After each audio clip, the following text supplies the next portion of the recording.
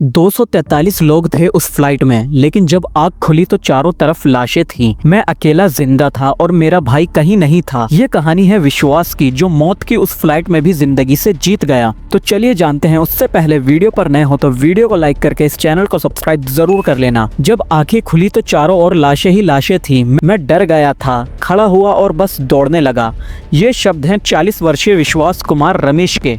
रमेश अहमदाबाद में गुरुवार को हुए भीषण एयर इंडिया विमान हादसे में चमत्कारी रूप से जिंदा बच गए थे। लंदन जाने वाली फ्लाइट में सवार 242 लोगों में से इकलौता जो इस समय अस्पताल में जीवित है। विश्वास ने बताया, टेक ऑफ के करीब 30 सेकंड के बाद जोरदार आवाज आई और फिर विमान जमीन से टकरा गया। सब कुछ इतना तेज हुआ कि समझने का मौका ही नहीं मिला। उनके सीने, आंखों और पैरों में गंभीर चोटें हैं, लेकिन वे होश में हैं और बात कर पा रहे हैं। अहमदाबाद के सिविल अस्पताल असारवा के जनरल वार्ड में जब पत्रकारों ने उनसे बात की तो वे कांपते हुए शब्दों में अपना मंजर बयां कर रहे थे। रमेश कुमार विश्वास ब्रिटिश नागरिक हैं और पिछले कुछ दिनों से भारत में अपने परिवार से मिलने आए थे। वे अपने भाई अजय कुमार रमेश के साथ लंदन लौट रहे थे, लेकिन अब अजय का कोई पता नहीं चल पा रहा है। रमेश कुमार विश्वास ने कहा, हम दीव घूमने आए थे। अजय मेरे साथ था, लेकिन वह फ्लाइट में अलग सीट पर बैठा था। अब उसका कोई अता पता नहीं। कृपया मेरी मदद कीजिए। हादसे की कहानी।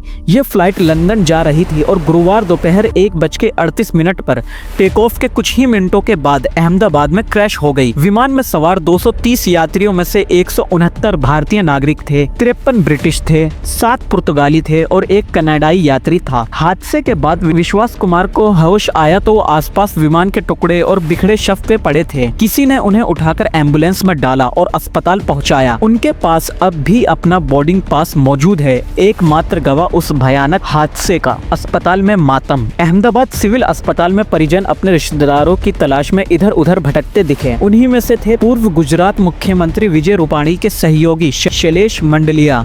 उन्होंने कहा, हम रूपाणी साहब को ढूंढ रहे हैं। अगर आपको कोई जानकारी मिले तो कृपया जरूर बताएं। इस हादसे में विश्वास का बच जाना किसी चमत्कार से कम नहीं। उनकी कहानी बताती है कि किस तरह कुछ सेकंड्स में जिंदगी और मौत के बीच फर्क तय हो सकता है।